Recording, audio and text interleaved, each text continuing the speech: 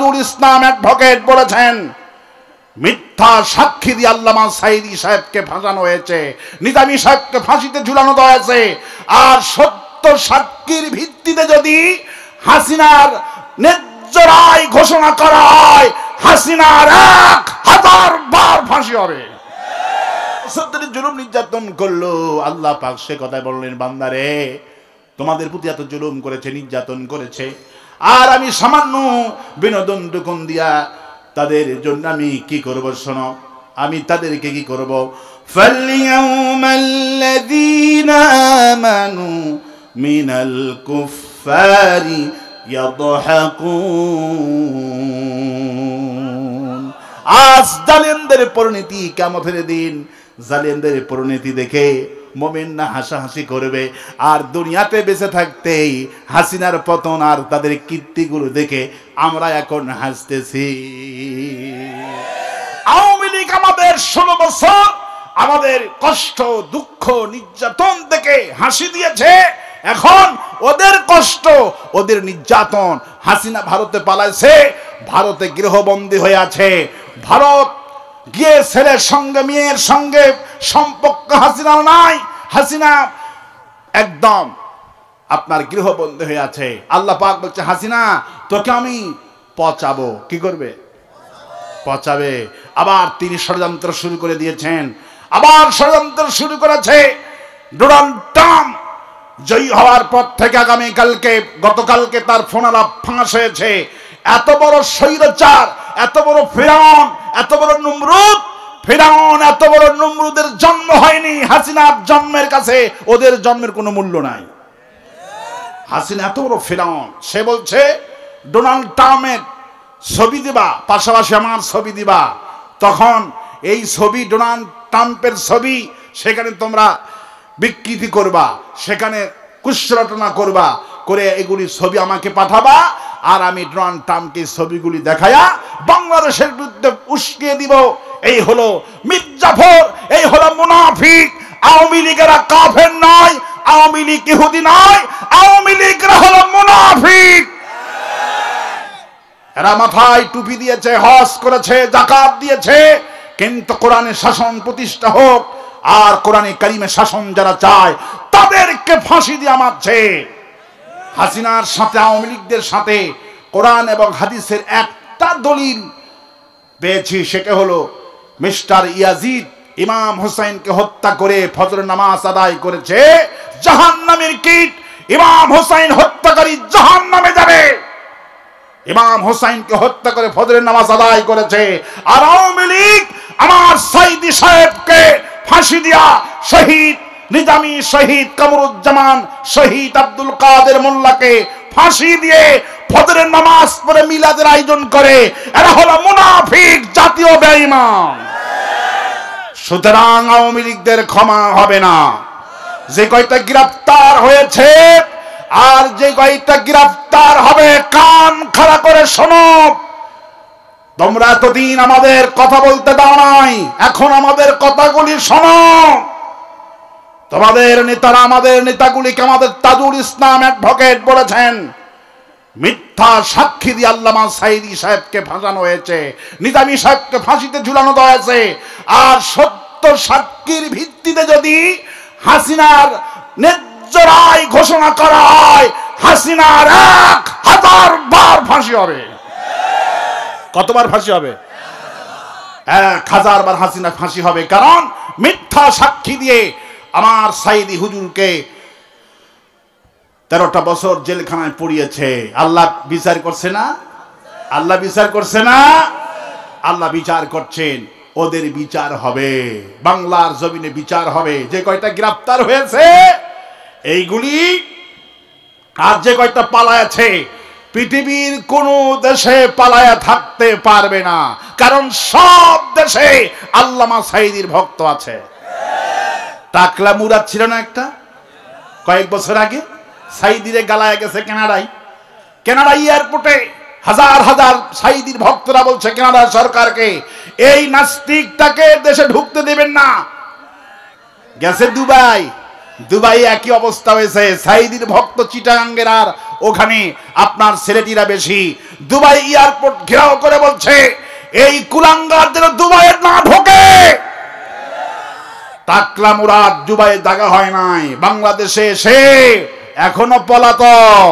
টাকলা মুরাদের মতো যারা এলাকায় সারাটা জীবন আমাদের হৃদয়ে মিথ্যা মামলা দিয়েছে, আমাদের ঘুমাতে দেয়নি, ওদের কামরা আইনের আওতায় সঠিক বিচার করব। আয়না ঘর বানিয়েছে হাসিনা। ডক্টর ইউনূস সাহেব বলেছেন আয়না ঘর আমি দেখেছি, আয়না ঘর এগুলি নষ্ট করা হবে না, আয়না ঘর সব রেখে দিলাম হাসিনার দোষরদের জন্য। আয়না ঘর হাসিনার ঠিকানা হবে, আর হাসিনার বন্ধু বান্ধব যারা ছিল নাচানাচি করছে এদের হবে বাসস্থান। আর আস্তে কোন ঠিক, আর আস্তে কোন ঠিক। আল্লাহ পাক সেই জন্য বলছেন কাফ ওয়াল কুরআনিল মাজিদ। আমি রব্বুল আলামিন এই কোরআনের কসম করছি, এই কোরআন হলো মর্যাদাপূর্ণ কোরআন। কোন সুবহানাল্লাহ। এই কোরআন এমন মর্যাদা যে ব্যক্তি শিক্ষিত মর্যাদা বৃদ্ধি করে দেয়। রাসূল করিম সাল্লাল্লাহু আলাইহি ওয়াসাল্লাম বললেন, রাসূল করিম সাল্লাল্লাহু আলাইহি ওয়াসাল্লাম বললেন ওয়ান উসমান রাদিয়াল্লাহু তাআলা আনহু قال قال رسول الله صلى الله عليه وسلم خيركم من تعلم القرآن وعلمه। যে ব্যক্তি কোরআন শরীফ শিখবে আর যে ব্যক্তি কোরআন শরীফ জাতিকে শিখাবে, ওই ব্যক্তি হলো ওই জাতির কাছে উত্তম ব্যক্তি। কোন সুবহানাল্লাহ। ওই ব্যক্তি হলো উত্তম ব্যক্তি। কিন্তু হাসিনার কাছে উত্তম ছিল মুক্তিযোদ্ধা। কারা উত্তম ছিল? মুক্তিযোদ্ধা। আলেমদের কোনো দাম ছিল না। আলেমদেরকে রাজাকার বানিয়েছে, আলেমদেরকে ধর্ষণকারী বানিয়েছে। আল্লাহ পাক বলে জালিমেরা যতই আলেমদেরকে ধর্ষণকারী বানাক, ইন্নামা ইয়াখশাল্লাহ মিন ইবাদিহিল উলামা। আমি আল্লাহ সাক্ষ্য দিচ্ছি, আলেমরা এই পৃথিবীতে সবচাইতে আমি আল্লাহকে ভয় করে। কোন সুবহানাল্লাহ। আমার ভাইয়েরা, এটা হলো মর্যাদাপূর্ণ কোরআন। ইন্নাল্লাহা ইয়ারফাউ বিহাদাল কিতাব। রাসূলুল্লাহ বললেন কোরআন যারা, আমি কোরআন যারা, কোরআনের জন্য কারো সম্মান হয়, কোরআনের জন্য কারো মর্যাদা হয়। রাসূল করিম সাল্লাল্লাহু আলাইহি সাল্লাম দুইজন সাহাবী শহীদ হয়ে গেলেন। দুইজন সাহাবী শহীদ হওয়ার পর রাসূলুল্লাহ দুইজনকে কবরে নামালেন, মাটি দিলেন, এখন উপরে উঠবেন কবর দিয়া। কাপড়ের কাপড়টা খুলে রাসূল করিম সাল্লাল্লাহু আলাইহি সাল্লাম দোয়া পড়ে যখন কবর থেকে উঠবে, ঠিক মুহূর্ত জিবরাইল আমিন কবরের মধ্যে হাজির হয়ে গেছে। আসসালামু আলাইকা ইয়া রাসূলুল্লাহ। আপনি কবর থেকে উঠবেন না, আল্লাহ আমাকে পাঠিয়ে দিয়েছেন।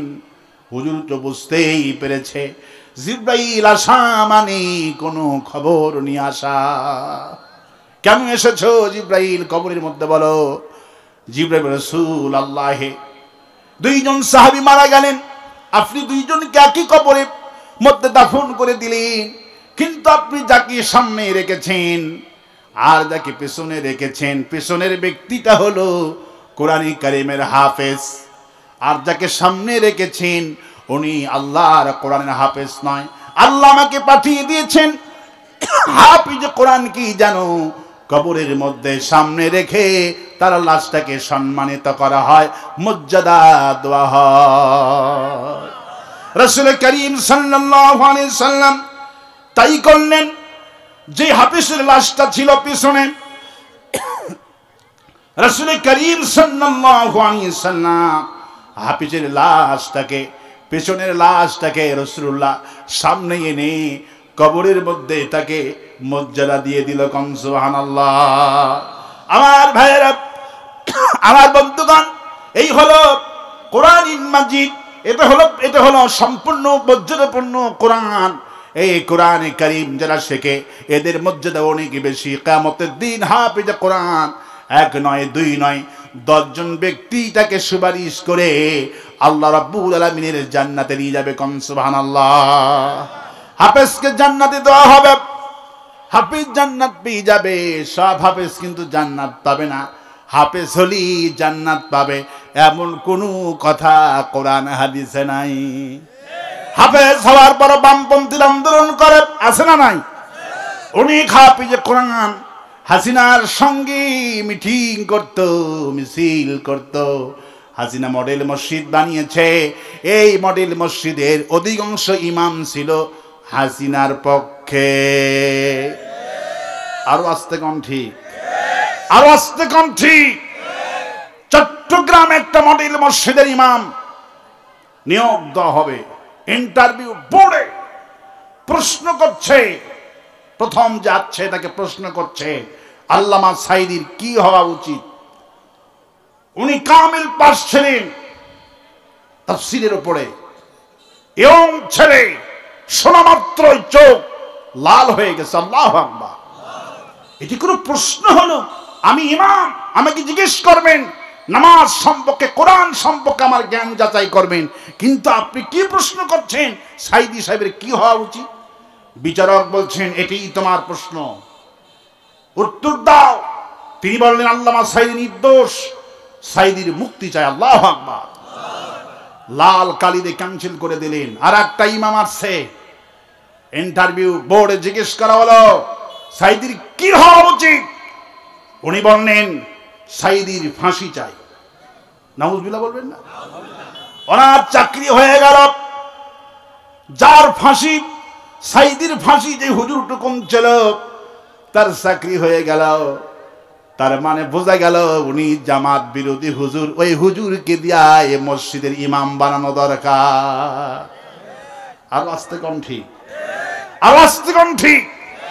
হাফেজ হলি জান্নাত পাবে। রাসূল কারীম সাল্লাল্লাহু আলাইহি ওয়াসাল্লাম বুখারীতে বললেন সবচেয়ে জাহান্নামী বেশি আযাব হবে আলেমদের মধ্যে যারা মুনাফিকি করছে, ওয়ালা তালবিসুল হাক্কা বিল বাতিল, যারা জেনে বুঝে বাতিলদের সাথে একাকার করেছে, হকটা গোপন করেছে টাকা পাওয়ার জন্য, জায়গা পাওয়ার জন্য, একটু সম্পদ পাওয়ার জন্য ওদের সাথে আতবাত করেছে, হাতে হাত মিলিয়েছে। রাসূলুল্লাহ বললেন কিয়ামতের দিনে হুজুরদের সবচেয়ে বেশি আযাব হবে। হাফিজ হলি জান্নাত পাবে না। রাসূল বলছেন ফাহাল্লা হালালাহু ওয়া হারামা হারামাহু আদখালাহুল জান্নাহ।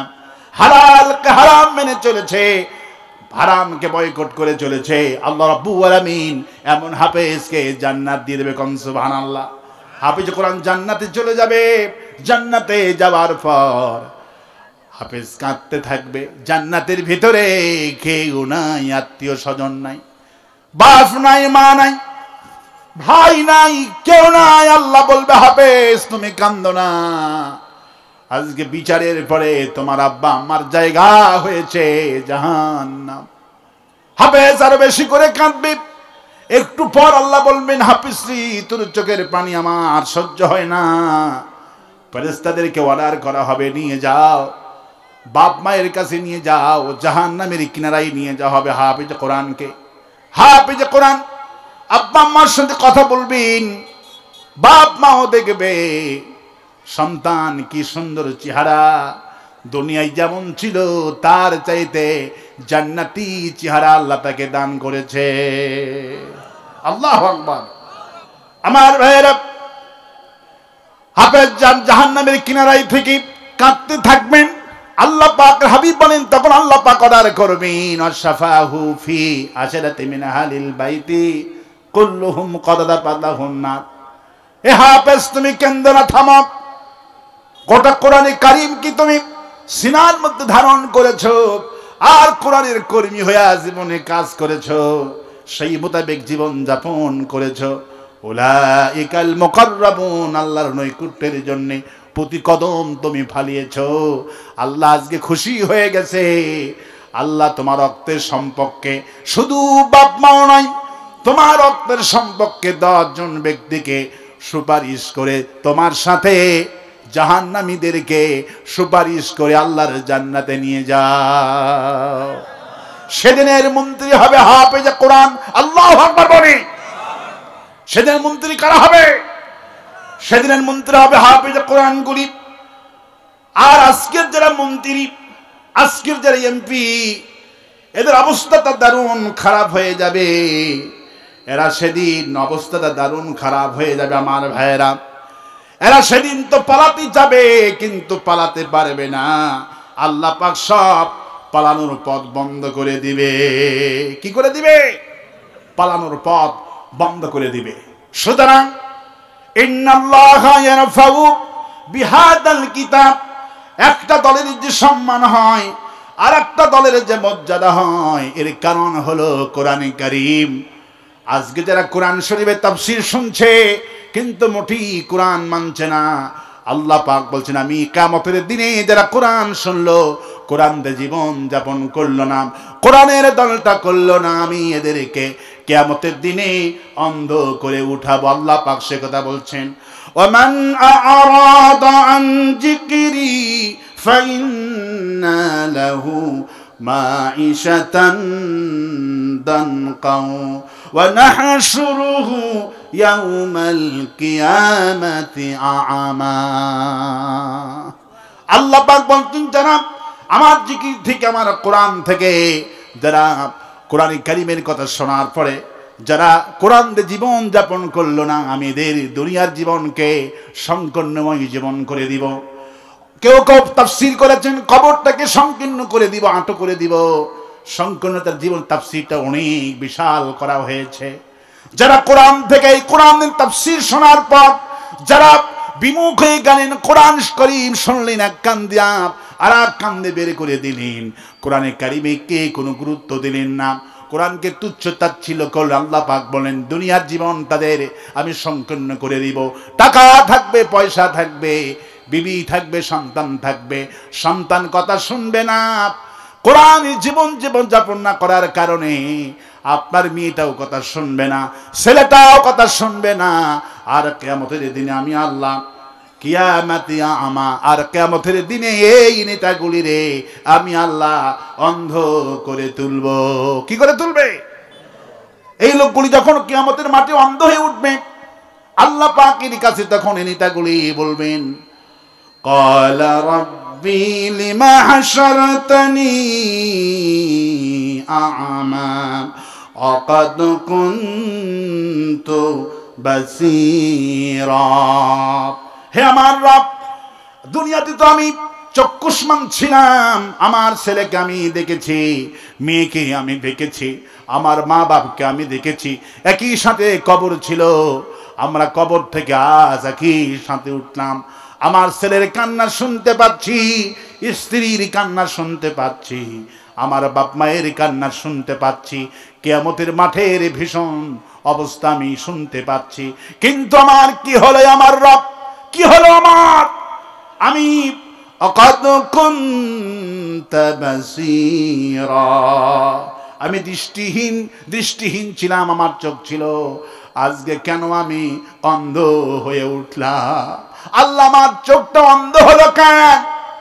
আল্লাহ পাক গায়েব থেকে আওয়াজ দিবেন, ক্বালা কাযালিকা আতাতকা আয়াতুনা ফানাসিতাহা কাযা ওয়া কাযালিকা ইয়াউমা তুনসা।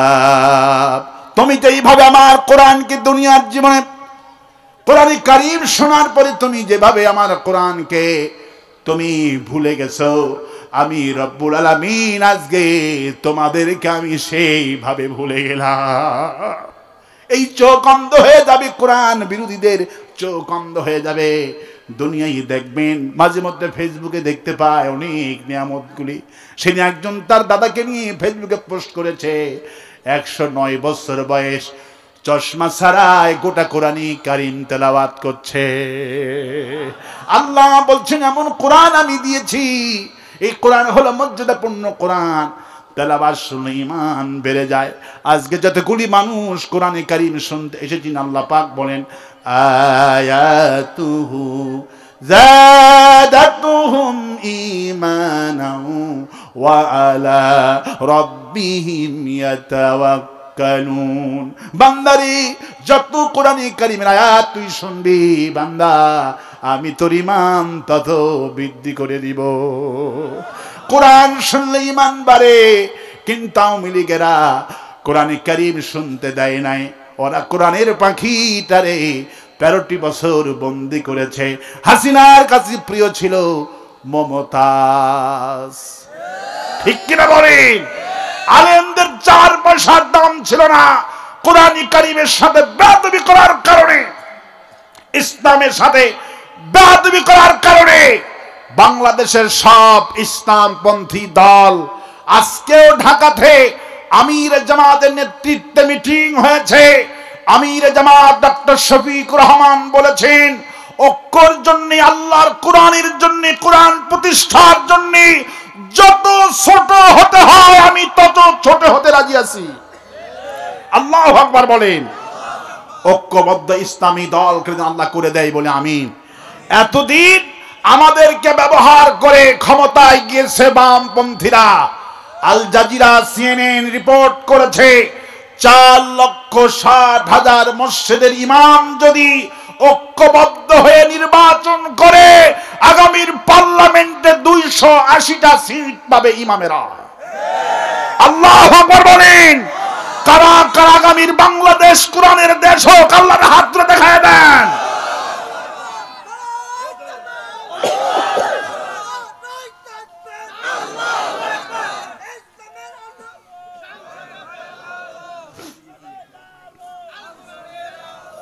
ইসলামকে পিটে ইসলামী দল নেতাদেরকে হত্যা করে, শহীদ করে সেই দেশে কোনোদিন শান্তি পাওয়া যায় না, ঠিক কিনা বলেন? একটা ছেলের নাম হলো ইসলাম। ছেলের নাম কি? ইসলাম। বাড়ি হলো আপনাদের আদিতমারি। একটু উপমা দিচ্ছি আর কি, দৃষ্টান্ত দিচ্ছি। তিনি গিয়েছেন লেখাপড়া করার জন্য রংপুর শহরে, কারমাইকেল কলেজ লেখাপড়া করবে। একটা বিল্ডিং এ উঠেছেন, 4 তলা বিল্ডিং। তিনি 4 তলায় থাকে। নাম হলো ইসলাম। নাম কি? ইসলাম। ইসলাম বিল্ডিং থেকে নেমে যাচ্ছে তার কলেজের দিকে, নিচতলা মার্কেট। হঠাৎ করে একটা মেয়ের সঙ্গে দেখা হয়ে গেল। মেয়েটা বলছে, ভাই তোমার নাম কি গো? সে বলছে, আমার নাম ইসলাম। বাড়ি কুটি? আমার বাড়ি আদিতমারি। ইসলাম কথা শুনে মেয়েটা বলছে, আমার নাম শান্তি, আমি এই বাড়িওয়ালার, মার্কেট আলার একমাত্র মেয়ে, আমার নাম শান্তি। আমার নাম কি? আমার নাম শান্তি। আর তোমার নাম ইসলাম। তুমি এই বিল্ডিং এ থাকো, এত সুন্দর, ভাইয়া তোমার হোয়াটসঅ্যাপ নম্বরটা আছে, দেওয়া যাবে? হ্যাঁ, দিল নম্বর টম্বর দিল। দেওয়ার পরে 1 দিন 2 দিন পর, রাত 12টার পর বেজে উঠলো মেসেজ, ভাইয়া তোমাকে আমার খুব ভালো লাগে, আই লাভ ইউ, আমি তোমারে ভালোবাসি। নাউজুবিল্লাহ বলবেন না? নবী করিম সাল্লাল্লাহু আলাইহি ওয়াসাল্লাম বলছেন, বিবাহর আগে যারা প্রেম করে, আদান প্রদান করে, কবিরা গুনাহ হয়। নবী করিম সাল্লাল্লাহু আলাইহি ওয়াসাল্লাম বলছেন, যারা অবৈধ প্রেম করে এদের 3টি আক্রান্ত হয়, বেদি হয়। অবৈধ প্রেমকারী 3টি আক্রান্ত হয়। এগুলি আমি শেষে বলবো, মনে করাই দেবে। 3টি বড় বড় বেদি হয়। যারা বিবাহ করার পর প্রেম করে আর অবৈধদের প্রেম করে, 3টা বড় বড় বেদি হবে। দেখবেন এগুলি বেদি, এগুলি আছে নাকি কারো, বুঝবেন এগুলি ঠিক এই প্রেম, অবৈধ প্রেম করে, পরকীয়া করে। বন্ধুগণ, প্রিয় ভাইরা, ইসলাম শান্তির মধ্যেই রিপ্লাই দিল না। বলল, আমি লেখাপড়া করতে আসছি, আমি লেখাপড়া করব, প্রেম টেমের মধ্যে আমি নাই। আমার নাম হলো ইসলাম, আমি অনিসলামিক কাজে আমি জড়িত হতে পারবো না। কিন্তু শান্তি চতুর্দিকে ছড়িয়ে দিল, আমি যারে ভালোবাসি, এক নজর দেখো আমার নায়কটা কত সুন্দর, নাম হলো ইসলাম। নাম কি? এই প্রেমের কাহিনী শান্তির বাপের কানে গেছে, মায়ের কানে গেছে। শান্তির বাপ শান্তির মাকে বলল, তুমি বাড়ির থেকে কি করো? আমার শান্তি নাকি 4 তলায় যে বেটা থাকে ভাড়া নিয়ে, সে লেখাপড়ার জন্য কারমাইকেলে এসেছে, সে নাকি শান্তিরে ভালোবাসে। ওই গরিব ঘরের গরিব, সেই আদিতবাড়ির লোক, সে আসছে বিল্ডিং এ। এ যদি আমার বাড়িতে থাকে আর যদি আমার মেয়ের সাথে এই প্রেম করে, আমার আম যাবে, সালা যাবে, সব যাবে। শান্তির মা বলল, তাহলে একটা কাজ, আগামীকালকে ছেলেটাকে দারোয়ানকে দিয়ে পিটায়া এই বিল্ডিং থেকে সারা করো।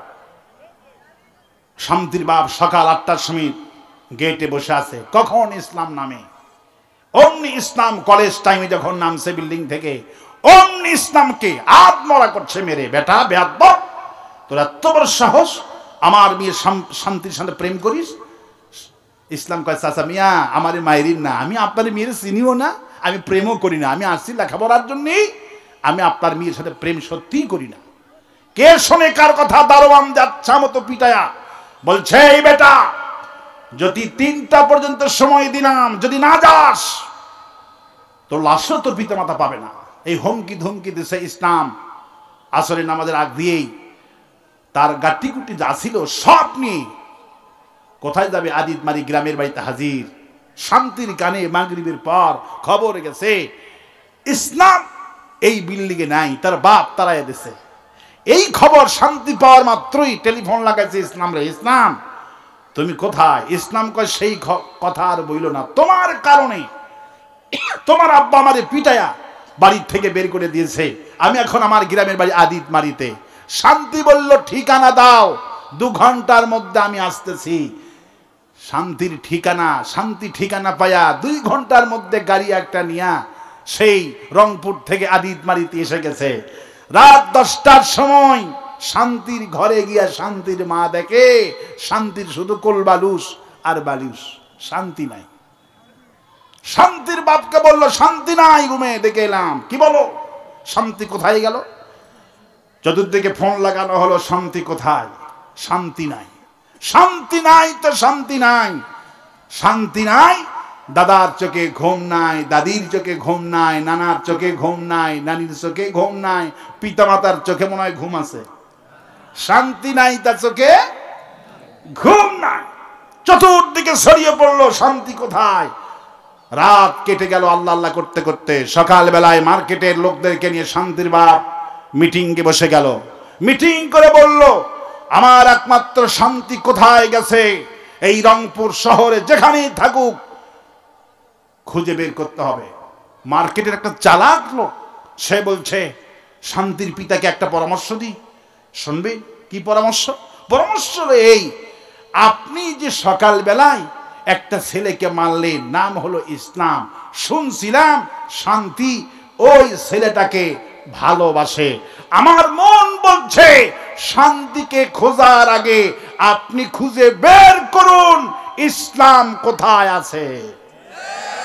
কারণ ইসলাম আছে যেখানে শান্তি গেছে, ইসলাম আছে যেখানে শান্তি গেছে।